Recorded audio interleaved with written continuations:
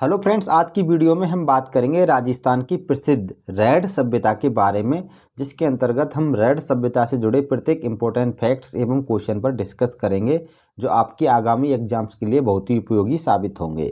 तो चलते हैं अपने टॉपिक की तरफ। आज के इस टॉपिक में हम बात करेंगे रैड सभ्यता के बारे में।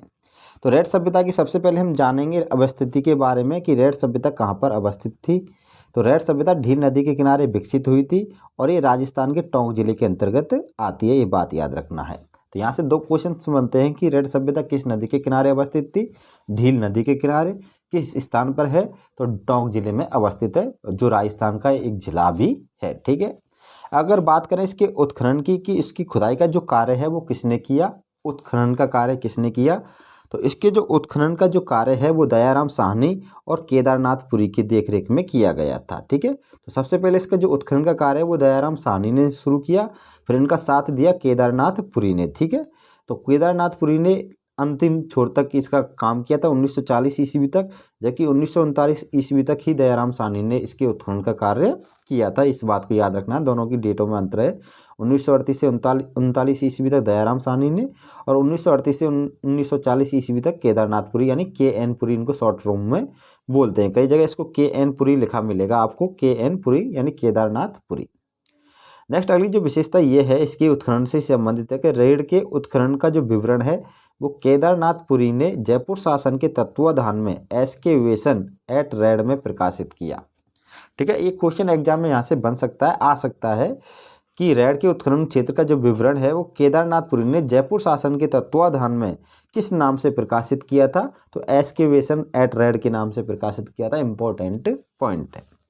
अगर अगली विशेषता इसकी है कि उपनाम के बारे में कि रैड सभ्यता का एक उपनाम भी है, इसे प्राचीन भारत का टाटा नगर कहा जाता है, रैड स्थल को। ठीक है, ये बात याद रखनी है। तो किस स्थल को प्राचीन भारत का टाटा नगर कहते हैं, रैड को कहते हैं। क्यों कहते हैं, क्योंकि यहाँ पे लोहे की बड़ी मात्रा में उपकरण मिले और लोहे का एक बहुत बड़ा एक केंद्र था, इस वजह से इसको क्या कहते हैं, प्राचीन भारत का टाटा नगर कहते हैं। ये थी रैड सभ्यता से जुड़ी बेसिक जानकारियाँ। अब बात करते हैं हम रैड सभ्यता से जुड़ी विशेषताओं एवं अवशेष व प्रमाणों के बारे में कि यहाँ से कौन कौन से अवशेष मिले, क्या क्या प्रमाण मिले और इसकी विशेषताएं क्या हैं। इन सभी फैक्ट्स पर डिस्कस करेंगे और एग्जाम्स के लिए बहुत ही इंपॉर्टेंट पॉइंट हैं ये।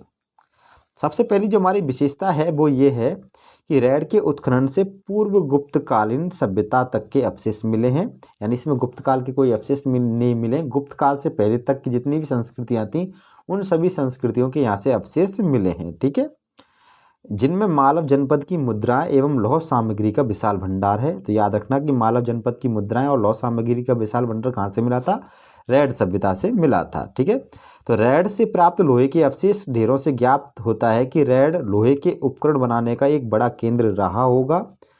इस कारण इसे प्राचीन भारत का टाटा नगर भी कहा जाता है। इस बात को ये नोट कर लेना, मैंने अभी बता दिया था कि रैड को प्राचीन भारत का टाटा नगर क्यों कहते हैं, क्योंकि ये लोहे निर्माण का क्या था, लोहे के उपकरण बनाने का क्या था, बहुत बड़ा केंद्र था।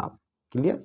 अब बात करता हूँ नेक्स्ट अगली विशेषता की कि रैड के उत्खनन से एशिया का अब तक का सबसे बड़ा सिक्कों का भंडार मिला है। ठीक है, देखो ये पॉइंट याद रखना है, इसमें कंफ्यूज हो जाते हैं लोग बाग स्टूडेंट्स कि एशिया का अब तक का सबसे बड़ा सिक्कों का भंडार कहाँ से मिला है, रैड से। अगर आपसे पूछे कि गुप्तकालीन सिक्कों का सबसे बड़ा भंडार कहाँ से मिला है, बयाना से मिला है, ये बात याद रखनी है।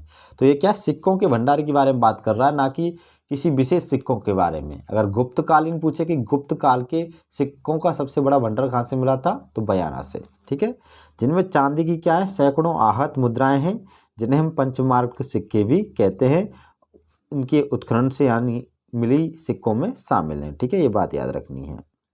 नेक्स्ट जो अगली विशेषता है कि रैड के उत्खनन में 3075 आहट मुद्राएं, जिनको हम पंचमार्क सिक्के कहते हैं, मिले हैं।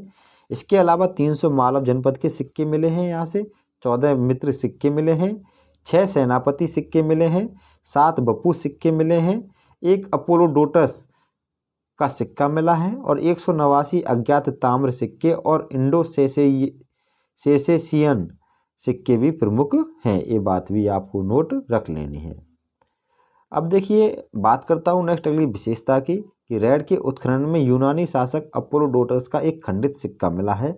ये मैंने अलग से स्पेशल रूप में लिखा है, इंपॉर्टेंट है, पूछा जा सकता है। ठीक है, देखिए वो तो पूछा ही जाएगा कि भाई आहत मुद्राएं कितनी मिली, 3075 मिली। एक तो ये पूछा जाने लायक पॉइंट है एग्जाम में आपके लिए कि रैड सभ्यता के उत्खनन से आहत यानी पंचमार्क सिक्कों की संख्या कितनी है, तो पंचमार्क सिक्के कितने मिले थे, 3075। अगर आपसे पूछा जाए कि किस पुरातात्विक स्थल से यूनानी शासक अपोलोडोटस का एक खंडित सिक्का मिला है, तो आपको आंसर में क्या बताना है, रैड से मिला है। ठीक है, नेक्स्ट अगला जो विशेषता वो ये है हमारी कि रैड के उत्खनन से प्राप्त शीशे की मुद्राएं, यहाँ से शीशे की मुद्राएं भी मिली हैं, उन पर क्या लिखा हुआ है, मालव जनपदस अंकित है। इससे स्पष्ट होता है कि प्रथम सदी में रैड को मालव जनपद के नाम से जाना जाता था। ठीक है, तो ये पूछा जा सकता है कि किस पुरातात्विक स्थल को प्रथम सदी में यानी प्रथम शताब्दी में मालव जनपद के नाम से जाना जाता था, तो आपका आंसर होगा रैड को जाना जाता था। नेक्स्ट अगली विशेषता यह है कि रैड के उत्खनन से यहाँ पर ईसा पूर्व 3री सदी से लेकर ईसा काल की 2री शताब्दी तक मानव सभ्यताओं की क्या मिलती है, जानकारी मिलती है। ये पॉइंट अच्छा सा इंपॉर्टेंट है, नोट कर लेना। निम्न में से कौन सा कथन सत्य है, कौन सा कथन असत्य है, इस टाइप के क्वेश्चंस में ये पॉइंट पूछा जाता है। क्लियर। अब बात करता हूँ नेक्स्ट अगली विशेषता की कि रैड के उत्खनन से प्राप्त कतिपय मृड मूर्तियों व प्रस्तर कलाकृतियों पर मथुरा कला की स्पष्ट छाप है, जिनमें वसुधरा व सालभंजिका नर्तकी यानी जिसे हम यक्षिणी भी कहते हैं विशेष रूप से उल्लेखनीय हैं। ठीक है, तो याद रखना आपको ये क्वेश्चन पूछा जा सकता है कि रैड के उत्खनन से प्राप्त प्रस्तर मूर्ति वसुधरा व सालभंजिका की नर्तकी पर किस कला की स्पष्ट छाप दृष्टिगोचर होती है, तो मथुरा कला की होती है। या किस पुरातात्विक स्थल के उत्खनन से मिले मृड मूर्ति व प्रस्तर कलाकृतियों पर मथुरा कला की छाप दृष्टिगोचर होती है, तो आपको आंसर बता देना है रैड सभ्यता से। ठीक है, नेक्स्ट अगली विशेषता हमारी ये है कि रैड के उत्खनन से बंदर की आकृति के बर्तन भी मिले हैं। मिट्टी के बर्तन है ये, जिनको मृदभांड लिखा हुआ है कोष्टक में, याद रखना है कि बंदर की आकृति वाले मिट्टी के बर्तन कहाँ से मिले हैं, रैड से मिले हैं। नेक्स्ट अगली जो विशेषता वो ये है कि रैड के उत्खनन से मृद भांडों में गोल रिंग बेल्स जो एक दूसरे पर लगा दिए जाते थे विशिष्ट हैं, जिनकी संख्या क्या है, 115 है। जैसे मान चलो कोई बर्तन है गोल है नीचे से, तो इसको रोकने के लिए गोल रिंग बेल्स लगा देते हैं, तो ऐसे रिंग बेल्स मिले हैं, गोल रिंग बेल्स रैड सभ्यता के उत्खनन से, और उनकी संख्या भी गिन ली गई है, 115 गोल रिंग बेल्स मिले हैं। ये संख्या एग्जाम में पूछी जा सकती है। नेक्स्ट अगली विशेषता ये है कि यहाँ के उत्खनन में हल्के गुलाबी रंग में मिट्टी से बना एक संकीर्ण गर्दन का क्या पाया गया, फूलदान पाया गया है, जो यहाँ पाए गए मृद भांडों में क्या है, श्रेष्ठतम है। ठीक है, ये बात नोट रख लेनी, एक फूलदान मिला है, सबसे श्रेष्ठतम माना गया है। यहाँ की जितनी भी कलाकृति हैं वो क्या है, संकीर्ण गर्दन का है। ठीक है, जिसको हम सुराई भी कहते हैं, उसमें क्या है कि फूल रख सकते हैं।